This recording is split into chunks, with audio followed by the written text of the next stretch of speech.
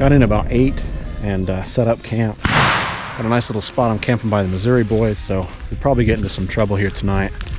But got my tent set up. I shifted things around a little bit to make it a little more comfortable and get my tent, or my tarp, really functioning. It's lunchtime now though, so I've been filming a little shooting. I'm gonna grab some food out of my cooler here, cook some lunch, and see what kind of trouble we can get into this afternoon.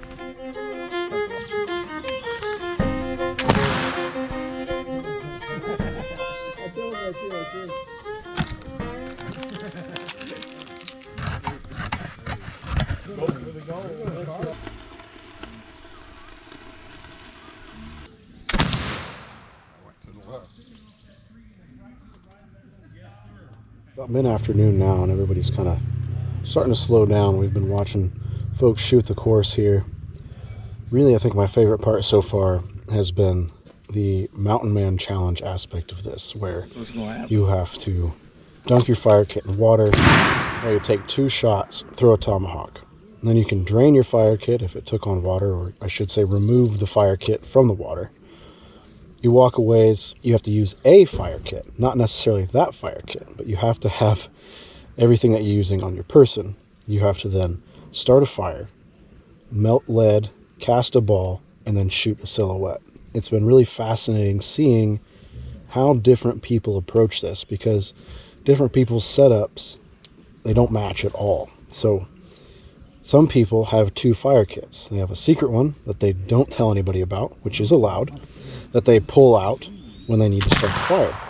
Other folks have applied wax to the seams of their fire kit container, and other people have been somewhat unfortunate and their only kit has sunk to the bottom of the bucket, totally soaked all of their tinder, their char cloth, to the point where they have to use their magnifying glass on their fire kit tin to try to start a fire. Now, as frustrating as that might sound, it has been absolutely fascinating seeing how different people overcome that challenge, because much like the kits themselves, people's approach to solving that problem vary immensely.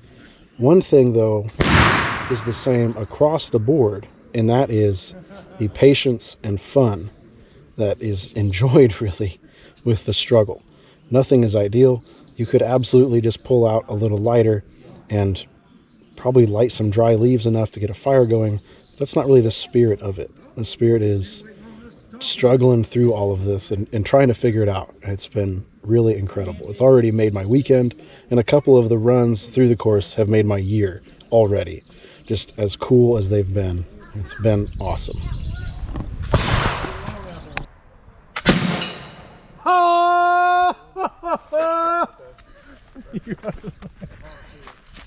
Thanks. That was good. Because the Thanks, guys. That was Wow. Okay, gotcha. Crescent Moon. That is my nemesis of a target, but not today, right? Not today. Not today. Yes, sir. Not today. Not today. God, what do we do? Iron ball. Love it, right? Yeah. Go. 4. Got it. 4. Keep going. Is it going in? I think you're. Hold on. Stop. Yeah. Dump it back Okay. in there. People in this hobby. It's crazy. Yeah. Pour. Like try. Okay. You got your little pliers in your thing. That's a good ball. It's a good ball. Yeah.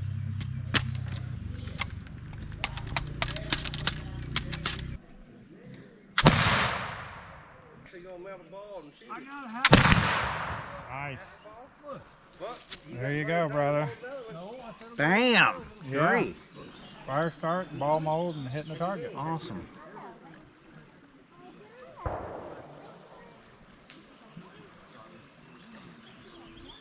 One of the best things about this camp is the Saturday night potluck, where everybody spends the day or afternoon cooking something at their camp, and then by the time the range is closed down, everybody's relaxed a little bit. We all get together for a big home-cooked, camp-cooked meal. It's really, I think, my favorite part of this event, because you just spend time with everybody, just together. It's about dusk now. Things are starting to quiet down, but we're getting a little bit of a second wind. Everybody's gathering around the bonfire to listen to some music, to close out the night with some friends and fellowship.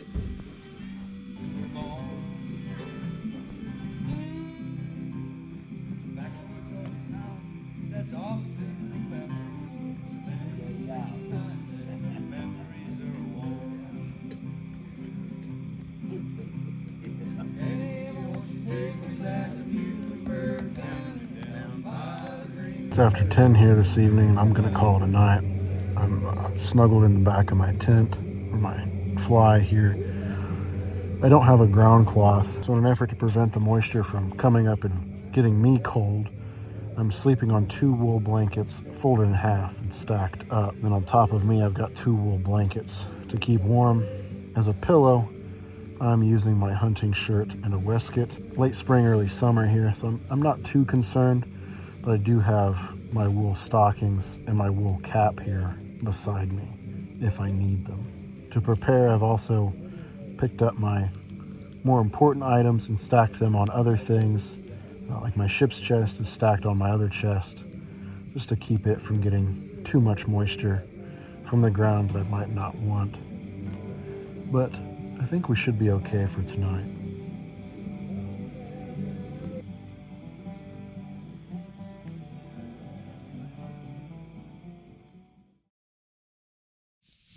It's about 5:30 now. It's a really easy night. I don't think it got into the 40s at all. I think we stayed in the low 50s temperature-wise, which made it really easy. My candle burnt out, but my fire did not. It's really easy to get it started here early this morning, just to get things warmed up for breakfast here a little bit. I think I'm going to take a few cues from the rest of the camp here and just roll over for a little bit longer.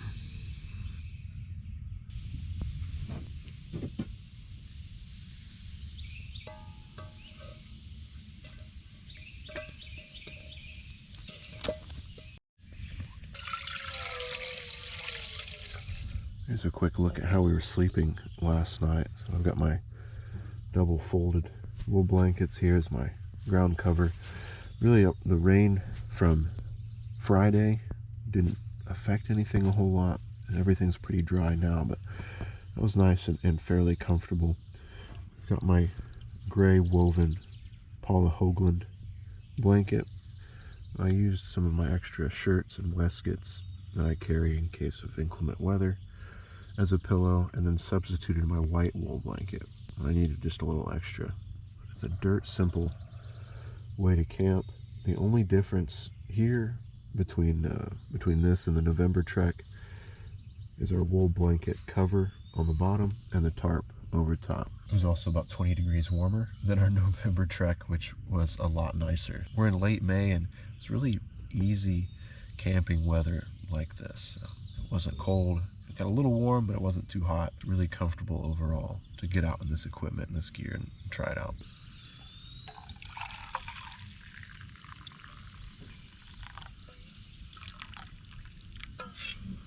I think we're going to need a little more than that this morning.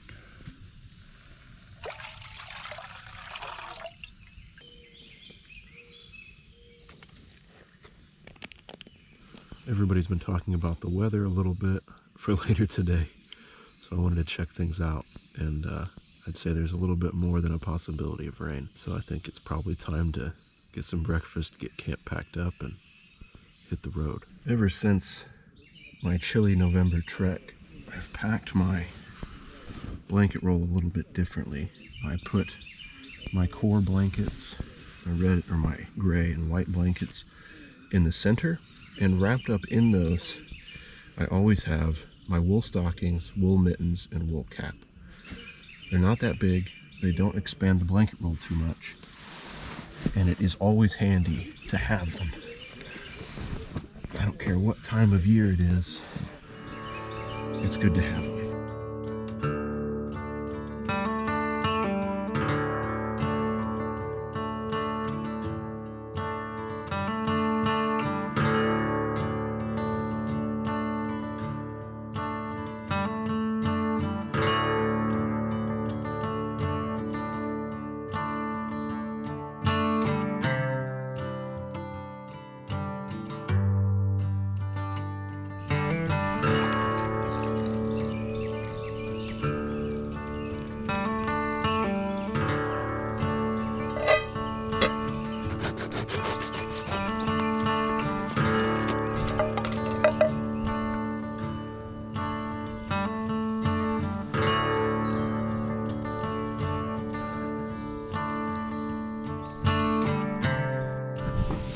finishing up breakfast now.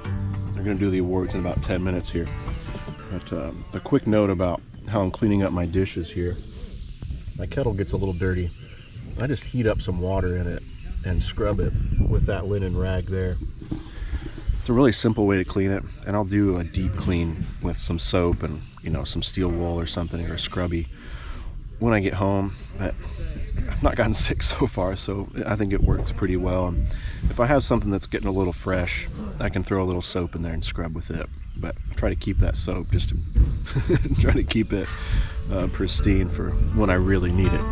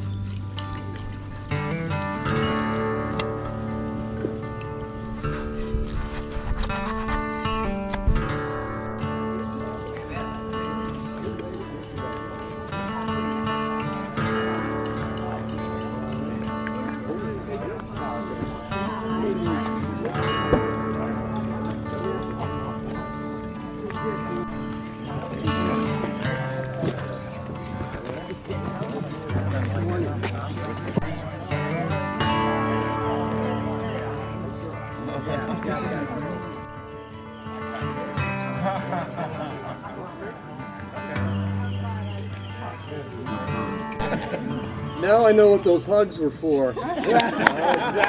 Yeah, I had 20. 21. Wow. 21. Good job, Awards are done, so it's time to bring in the car, break down camp, hit the road.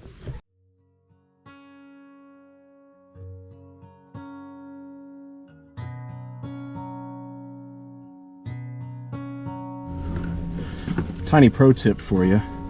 Keep a fresh bottle of water in your car for your drive home. You're gonna need it after packing up. I don't really care what kind of weather it is, but it's a good thing to have. See you, Richard. Now the only thing that's ahead of us is a long, quiet drive. A lot of thinking, but good golly, just had a ton of fun this weekend. I didn't even shoot. I got everything around. I made paper cartridges. I had everything around. I didn't even shoot. Still had a ton of fun. Just a great weekend.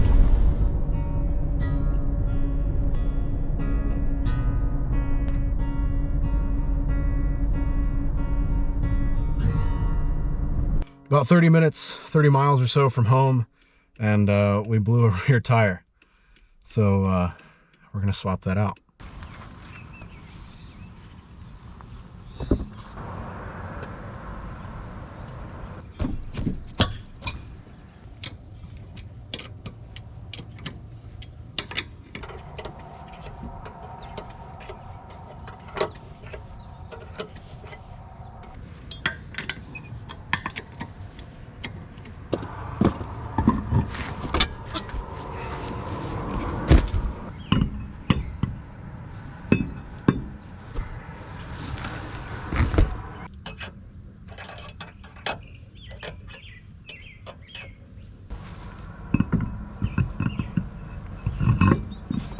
There we go, baby.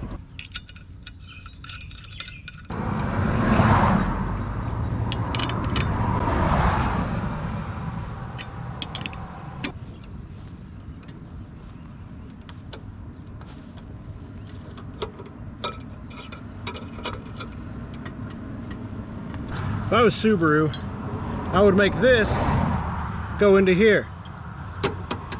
I know I'm just a bumpkin. That's what I would do. I'd like to thank the neighbor down the road here. Came and checked on me.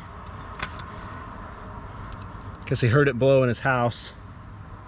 Thankfully, not too far from the farm. We have support on the way.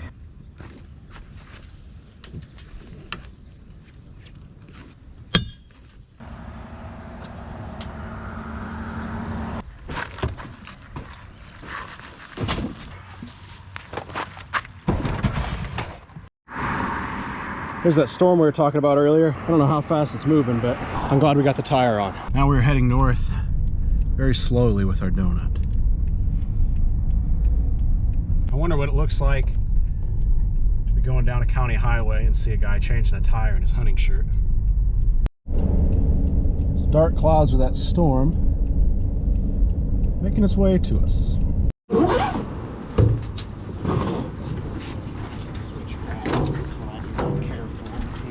After the tire change, I met my father about 20 miles up the road. Thankfully, like I said, I wasn't too far from home. He brought the trailer. We loaded the car up on the trailer just so we didn't overrun that donut. I'm really happy to say that when we got home, got the car unloaded so that we could work on it. I got all of my gear inside so it would be out of the weather, out of the car. Didn't have to worry about it. Got things put away.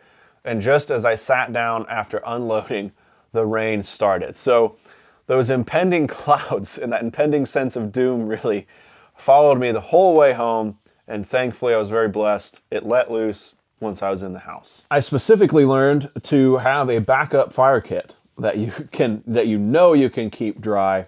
And if nothing else, I learned that it's a good idea to wax or really focus on the seal of your fire kit to make sure that it can hold water, or resist water, I should say, and at least float so things don't get too damp on you.